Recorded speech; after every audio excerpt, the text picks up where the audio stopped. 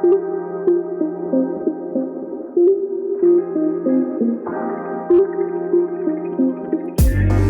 friends, welcome to episode 2 of Project 39. Today's guest is Dave Bramer.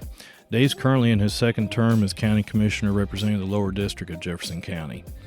Dave joined me today to tell us about his background and also to share his thoughts on some of the issues the county's facing. After listening to this episode, be sure to visit our Facebook page so you can share your thoughts there. I'd be glad to hear what you think. And also follow the page so that you'll receive notifications when new episodes are released. I look forward to hearing from you. Y'all take care, and I'll see you soon. Dave Bramer, thanks for joining us today. Welcome to the podcast. How you doing? Doing well. Thanks for inviting me. I appreciate it. So, for those who might be listening but don't know, can you tell us a little bit about yourself? Sure. I grew up in Clarksville, Indiana. Went to Rose-Hulman, got a degree in chemical engineering. Was in ROTC the last 2 years of school and found out about 2 weeks before graduation that they would send me back to grad school. So I took them up on that. And then I went to Fort McClellan, Alabama for my training and was stationed at Aberdeen Proving Grounds in Maryland. I met my wife there. We lived in the same apartment building. One of the residents there was having weekend get-togethers, and we met each other. A year and a half later, we were married. I really was going to stay there. We had a couple of kids. The Army wanted to send me to Korea. Korea is not a good place for a married guy. So I said, I'll just stay here in Maryland, and we'll live our lives. But that obviously didn't happen. I stayed another year there and saw my boss, who retired that year before I got out. It took him 6 months to get a job, and I said, I can't wait 6 months without a paycheck. I don't have those kind of resources. So I started looking around, and my parents, who were still in Clarksville, were sending anything out of the Courier-Journal that had engineering attached to it, and one was Dow Corning. And I came out and did an interview. Their first question, the guy asked me, do you want to live in this part of the country? And I was like, this is home. Yeah. So it was good for me. Now my wife, Southern Indiana was pickup trucks and gun racks. Yeah. And where was she from? She was from, she grew up around Pittsburgh. Oh, okay. All right.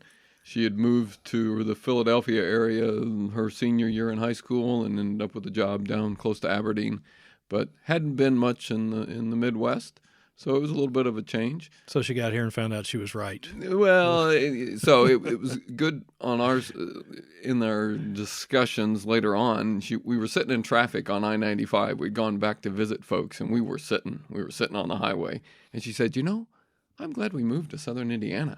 And that was kind of a running joke with us because our kids, we'd get behind 3 or 4 cars in Hanover, and they'd go, is this traffic? No, not really. But that's okay. That's what they thought. So what time frame are we talking here when you're college and going into the Army? So I graduated from Rose-Hulman in 84. Okay. And then I went into the Army. I was there through the first Gulf War, got out in July of 91. Came to Dow Corning in November of 91. Okay. And so we moved, trying to get things worked out house-wise. We moved in Hanover in June of 92. So we've been there almost 30 years here next year. Good deal. So been there a while. All our kids went through Southwestern. So we have 4 kids. Joe lives in Louisville now. He has our grandson, Thomas, with his wife, Emily, there. Our second son, Michael, he's in North Carolina. He's at Fort Bragg. He's in the Army. Joe was in the Army. He went to West Point, so that was kind of a fun thing. Oh, wow. And then Stuart, he's just the normal kid at home. He's not at home. He works at Bulk Truck and Transport in Hanover. Yeah. And then Elizabeth, our daughter, she's at Purdue. She's about ready to go to her second co-op term at a nuclear power plant just east of Cleveland. Oh, okay. Yep. And Perry, Ohio. And then she's graduates next May. So what's she studying, or what's she majoring in? Nuclear engineering. Nuclear engineering. Cool. Mm-hmm. She says she did a book report her sophomore year in high school on the Manhattan Project and got hooked. Really? Yeah. That's awesome. It is. And she starts talking about things they're doing at the plant, and you're like, wow, you just love to see your kids get so into something. Right, yeah. And actually know from, before going into college what you wanted to do. Right. I mean, so many don't know. I mean, I think that's everybody's issue. What do you want to do? I mean, you can do anything, but that's the problem. I can do anything. It's hard to narrow that down, right? It sure is. I mean, that was one of the, so I was at Dow Corning through January 2005 and got the itch to go teach. I scratched that for 13 years or so, and then decided that was. Oh, was that long? I guess it was. Yeah. But it was fun because you could do that. You have kids that would come into class and you're like, what do you want to do? And I'm like, oh, I don't know. And you start talking to them, and you have those that you're really connected with, and it was a lot of fun. I mean, I have several that I am still in contact with years later. I'm glad I did that. I mean, it was definitely a change. People that I worked with at Dow Corning thought I was crazy. Yeah. You're going to do what? No, I'm going to go teach high school. So, and I thought I would just finish up there, but I think you understand a little bit about. So in the interest of full disclosure, so after I retired from Dow in 2019, the school, they'd had a teacher quit and they were looking for somebody to fill in. So I agreed to take that task on. So, I understand what Dave's talking about. It was an experience. It reaffirms some notions that you have about education and the youth, and it also dispels a lot of those. There's a lot of good kids out there, and I still run into a couple of them here and there, and it is neat to see them, still. But ultimately, it wasn't in my long-term plan. So I did it for 1 year, and that was enough for me. It didn't take me 13 years to figure that out. So I had coached soccer and baseball and basketball. I had coached a lot of different things, and I really enjoyed being around the kids. I saw some teachers who didn't want to be around the kids, and I'm like, wow, you have the best job in the world. Yeah. And so I had a really good time. I would have kicked myself if I hadn't done it. So that was one of the things the Army kind of dangled in front of me when I was getting out. Would you like to go teach at one of the academies? Oh, that was a tough one. Yeah. They said, go to Korea for a year, come back, and then we'll send you, to academy. You really didn't want to go to Korea, did you? No, I didn't. I mean, Joe was 3 and Michael was 1.5 years. Yeah. And it's an unaccompanied tour, so you'd have to. Oh, leave. really? Yeah. Oh. I think they've since changed it. It's an accompanied tour, but time it was unaccompanied, and that'd be tough. Yeah. Yeah. Just a hard. Tough on both of you. Yeah. So, went to work at Dow Corning, like I said, in '92. Was there for 13 years or so. I had a blast at Dow Corning. It was a tough job to leave. But once again, like I said, I just I would kick myself if I hadn't taken that opportunity to go teach. But then after 13 years in teaching, it was time to go back to engineering, and fortunately, I could get a job back at the same plant, but just since become Dow Chemical rather than Dow Corning.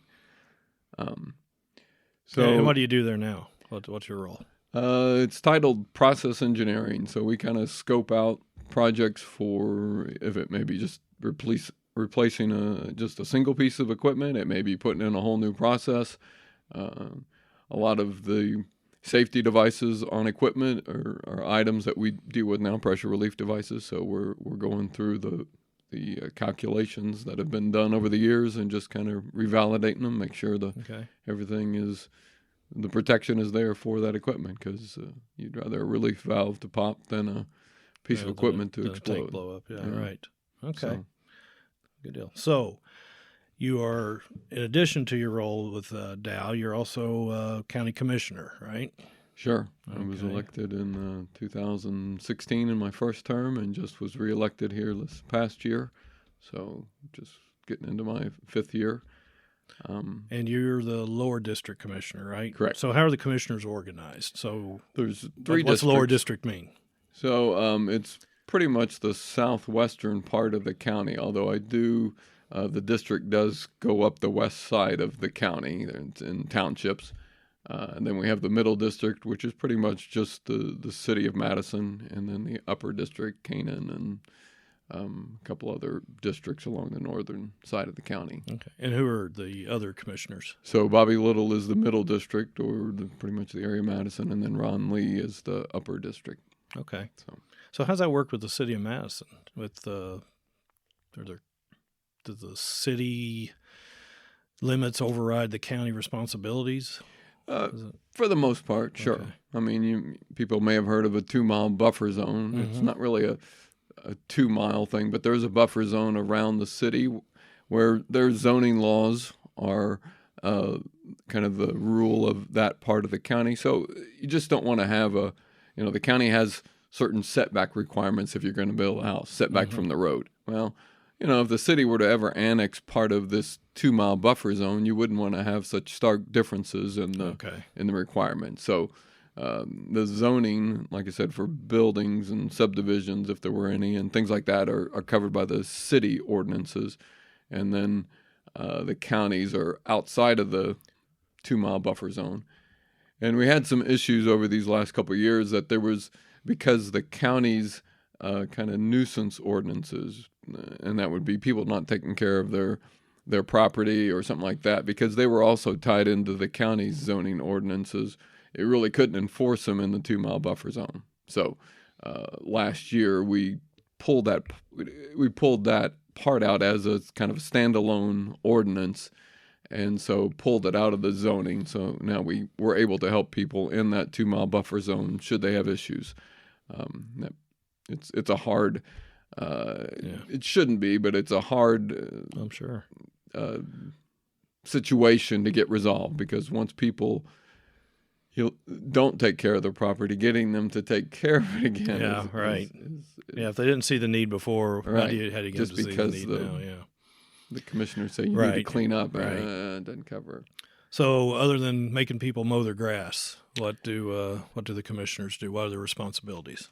Well, I mean, infrastructure is a lot of it. I mean that's what we always think of, is bridges and roads. Right. That's so a big part. A lot of that. But I mean, I'm sure there have been times that the commissioners were very micromanaging of the highway department, and I'm sure people would wish there are times we were more now. But there's we've got a supervisor there that or superintendent takes care of things. We don't want to get in his business. I mean, he's done a good job. I mean, there's no doubt we'll give them suggestions, or when we get people calling us about things, trying to fix parts of the road or ditches or culverts or whatever. But we try to we're going to provide that input. But at the end of the day, we're letting him run his shop. I mean, that's why we pay him, and that's why he's got the title. Right. Okay. So, and he takes care of all the employment issues Mm-hmm. on hiring Yeah. and onboarding stuff. Okay. Yeah. Yeah, I can see why you wouldn't want to get involved with that. So. Well, I mean, we do help him out, but Right. we let him have the last say, because, Right. like I said, we don't want to. I mean, if there were signs that it needed to be more involved, then maybe we would be. But it just, like I said, he's done a good job, and like I said, when he asks for advice, we'll help him in that area, but we Right. won't, like I said, micromanage all that he's doing. So you said you're now in your second term. Correct. Are there term limits for the commissioners? No. Okay, so you can run as long as people keep electing you. Yes. Okay. I have. Is that true? Most of the county seats? I think the only one that there are term limits on are the sheriff. Okay. Everyone else can stay as long or short as they'd like. So one thing you mentioned was roads, infrastructure. So of course that costs money. Where do the commissioners get their money from? Where does it find? Is it through property taxes, fuel taxes? Well, for roads, okay. it is fuel taxes. Okay. So, and that property taxes it's another source of income, and that goes into running the county courthouse and the different, the salaries for the employees there, and taking care of buildings and things like that, jails and things like that. If a lot of your funding comes from fuel tax, have you seen an impact due to all the COVID stuff and people just not going to work, not out traveling? Well, I mean, those things are kind of set up a year behind, so the impact of 2020 is probably not going to be seen until 2022. Okay. So, and since we're in the process of another thing we're spending money on is building a new jail.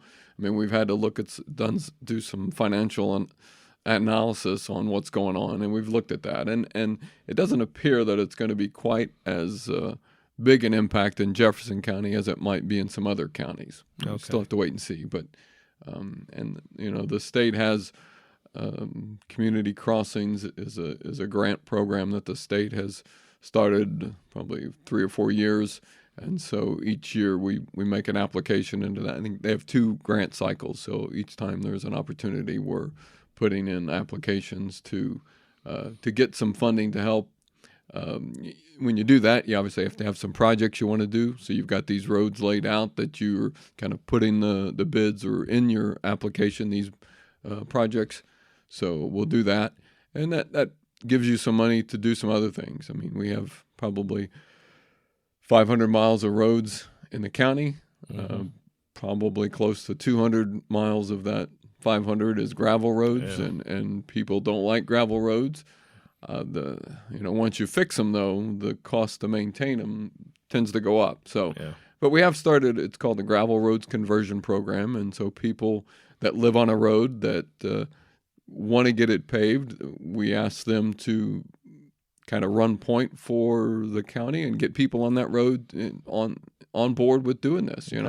If we need, if we have a 12-foot road, a wide road, it doesn't make a lot of sense to pave it. Right. Let's if you give us a little bit of right of way, and maybe we'll widen it to 16, 18 feet so you can get cars going on it. Where people can meet each other. Yeah. Right. So that's some of the things that we're doing this gravel roads conversion. We've just implemented that this past year, and so there's a road that's going to get. I think we're going to chip and seal it. I have learned there's certain things you don't say. You don't always say paving. You can say we're going to resurface it, because sometimes it makes sense to do it that way. I mean, all they want is to knock the dust down and stop the damage on vehicles and stuff like that. And chip and seal will do that, and it'll hold up. Well, you see the state highways now, they're not being repaved or they're chip and seal now. I saw they're getting ready to do 203 over here in Scott County, and they just did Highway 3 here through Deputy 2 years ago, I think it was. And, I mean, I know at the time they're doing it, it doesn't. You look at it and you're like, that just looks so shoddy. Sure, I mean, but when they're done, it you really can't tell a difference. It does seem to be pretty effective. It's a way to extend the life of the road, and that's what if you can do that without the asphalt application, you've saved money, and now you've got some funds to go do some other roads. Right. So, so that's that's kind of the game or the strategy, probably a better word, is trying to extend the life of the road, so you've got some additional funds that you can help out other folks. Yeah. So. And I know when you do it, it's a mess. No, it is a mess. But like you said, you give it just a short period of time, and it'll be okay. I know during the summer, people don't like it's a little more bumpy. Yes, it is a little more bumpy, but in the winter, you want a little more traction. You're going to have that. So so you mentioned the jail, and I haven't kept up with that topic very closely, but I heard a little bit about it. Other than that, what have been the big issues since you've been in office? The big issues for the county? I mean, something that kind of drew me into being a county commissioner is planning. Okay. I mean, we don't do a lot of planning, and I understand that people, when you do a plan and you don't follow all of it, people are like, why did we do that? Well, I mean, some of the thing that struck me is we would go to church in Louisville, and River Ridge was exploding down there. And what were we planning to do as Jefferson County to either take advantage of that? I don't know. Maybe we'll get businesses. I don't know. But my thought was there's going to be people that live in that area that are going to say, this is just getting too busy. I need to go someplace. People are willing to drive a little further to work. So let's plan on that. Let's try to make some things, start planning for some things that if they do, we're ready for that. We're not caught off guard. We're not selling, 1.6 acres here. I think that's the limit on how much you have to, if you're going to split off from a farm. But, here and there, just do it in a haphazard kind of way. Let's plan on it.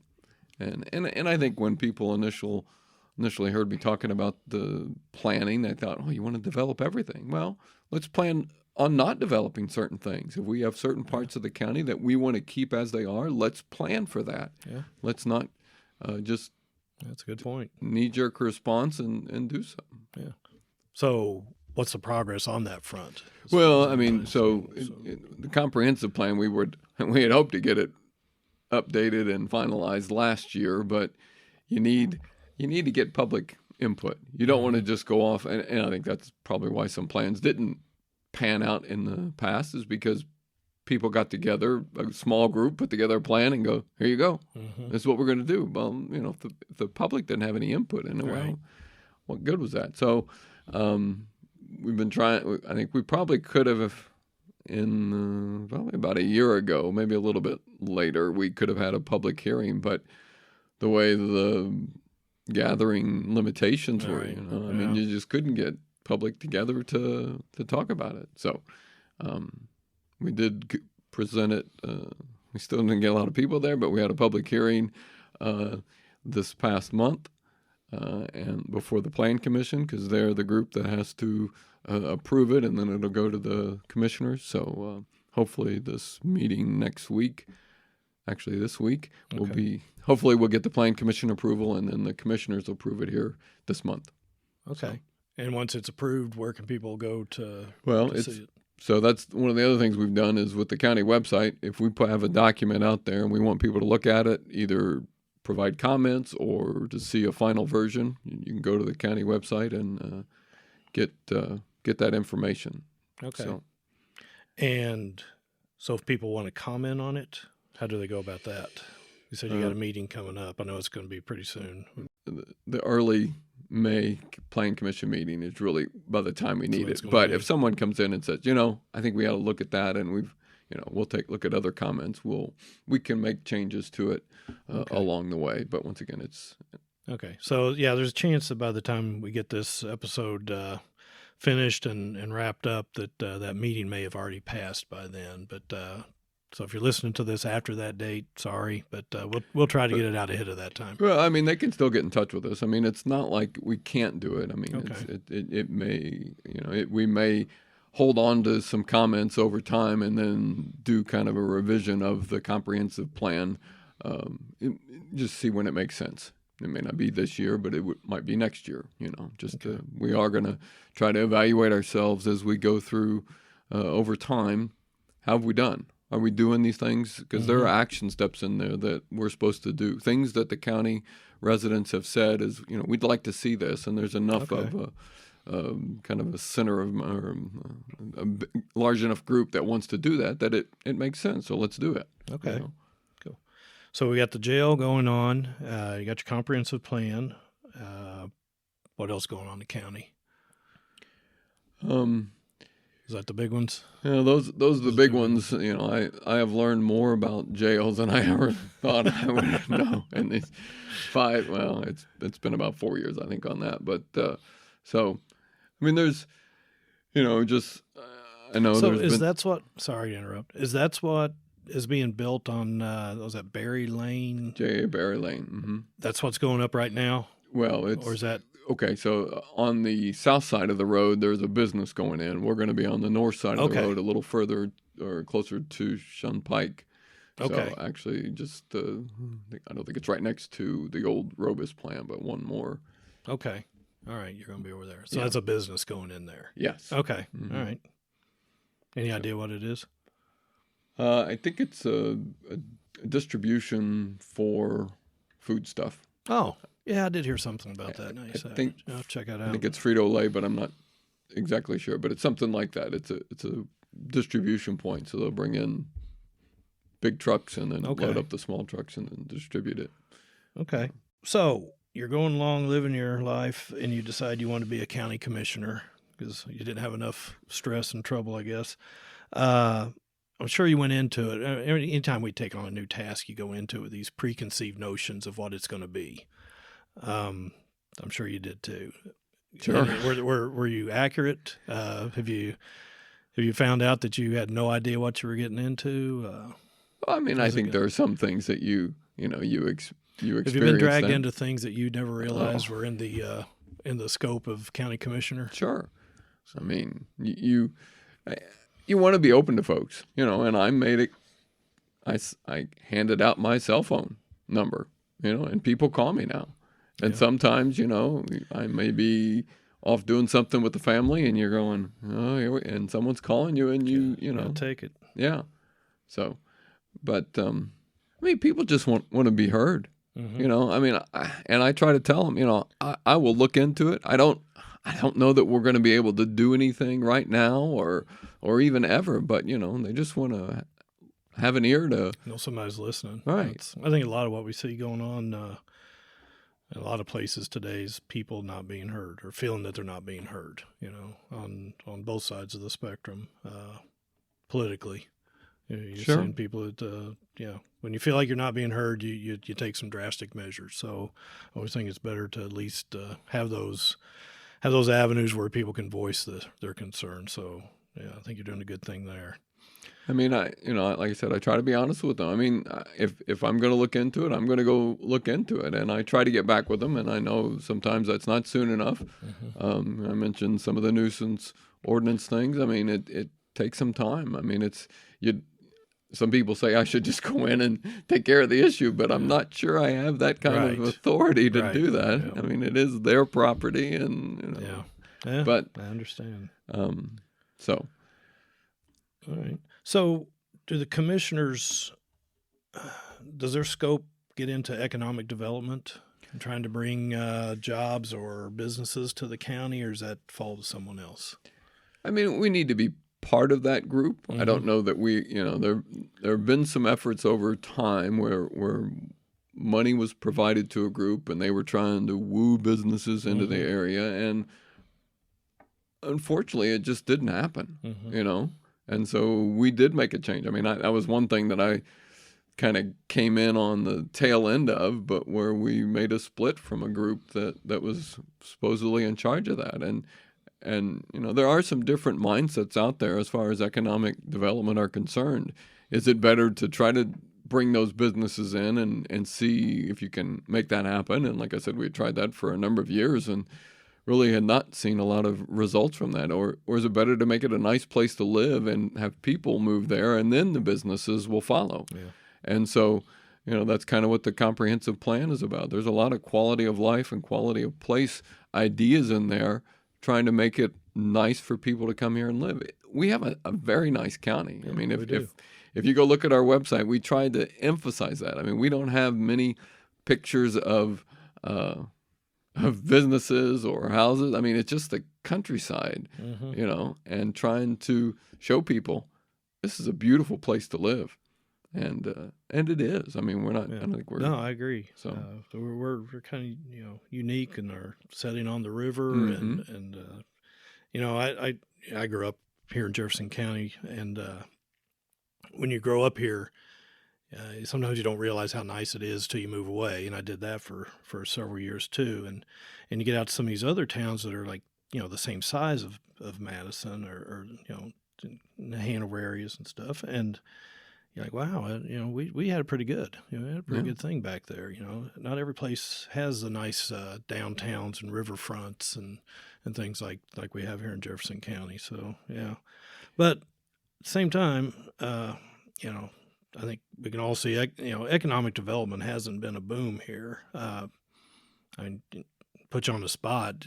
What do you think might be a hindrance that's keeping that from happening? I mean, you hear a lot of things. You hear like, if we just had a 4-lane road to connect us to the interstate, if we just had, this or that, or, if we had a better trained, highly skilled workforce, and maybe all those things are true. And if they are, where do you start? Sure. I mean, I've heard the 256 needs to be a 4-lane road. And I kind of think, well, if that were the case, Austin would be booming. Right. And yet we don't see that. So I'm not sure.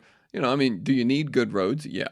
Do you need to widen 256, which was kind of the game plan for years? Well, I'm not sure it's there. I mean, they're doing it to 62 now, coming up from Clark County, and that's a good that's a good thing to do. I mean, I think it's, I don't know if it's higher on the kind of the order of merit list for the Department of Transportation, NDOT, or not, but they've moved up to Charlestown, and will they go further? I mean, there's a plan out there to go further. I mean, I thought it was interesting. They said that, and then all of a sudden they do start improving 256. So who knows? But I mean, once again, you need that. I mean, you do need things on the workforce. I mean, I think it seems like a lot of things we see though. Just show up to work, be punctual.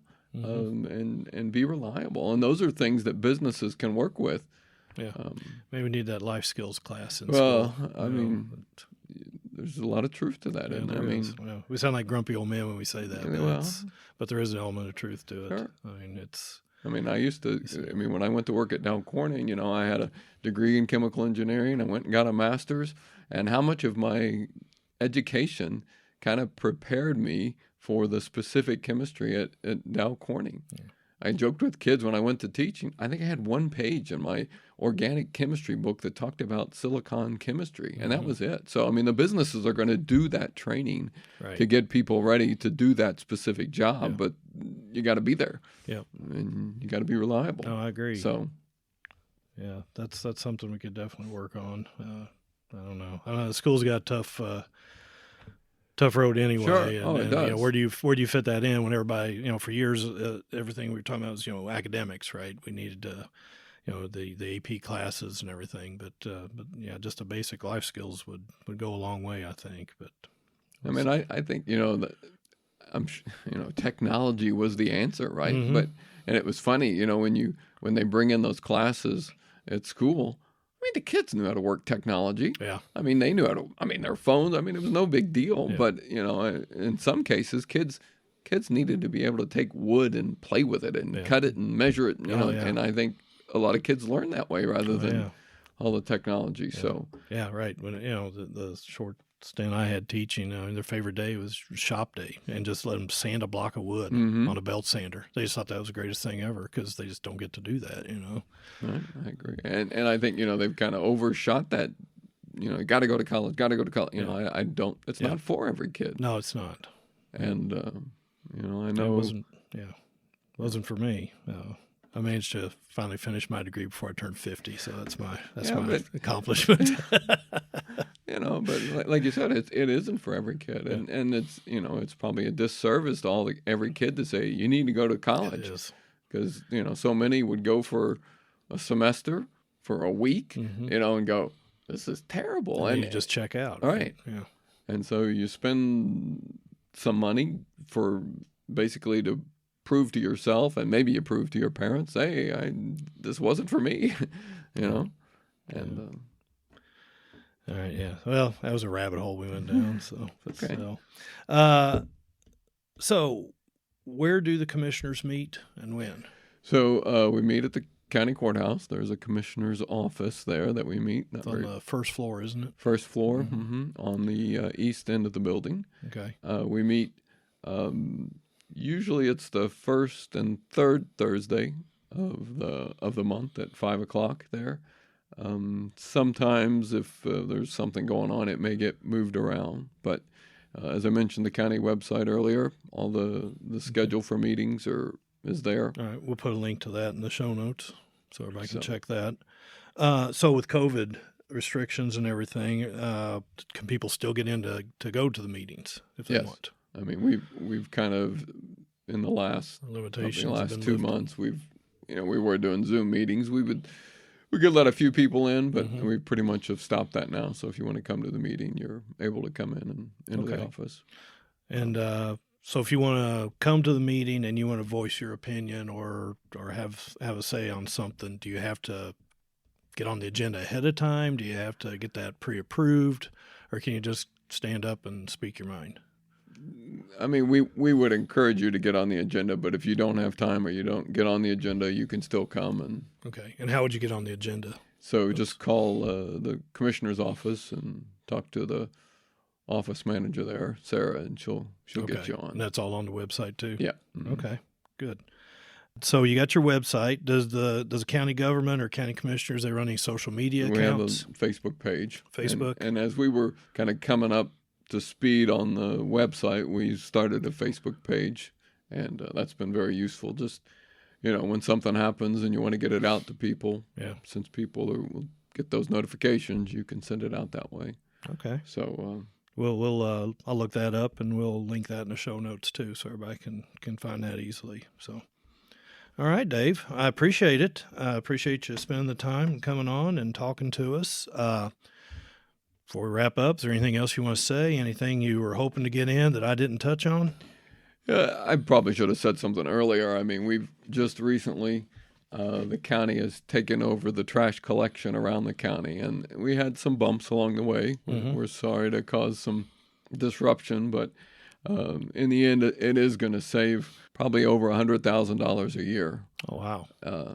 And so to not, like I said, we're sorry we had some bumps along the way, but it was worth getting through those bumps. We had hired somebody who we thought was going to be long term, but he wasn't long term, and so trying to find someone with the appropriate credentials to drive a truck was not a. And these are the fix. collection days that you have around the county. Yeah, I think there's one here in Deputy on Tuesdays. I sure. think, yeah. I mean, Monday it's in Chelsea, Tuesday Deputy, Okay. Wednesday DuPont. Okay, so the county's taking care of that now. Right. And when you say taking care of that, is it actually county truck doing Yes, it now? we went ahead and, Okay. I mean, for the price that we were paying on the contract with Rumpke, well, this year we won't be as big a savings as we'll have in the years to come.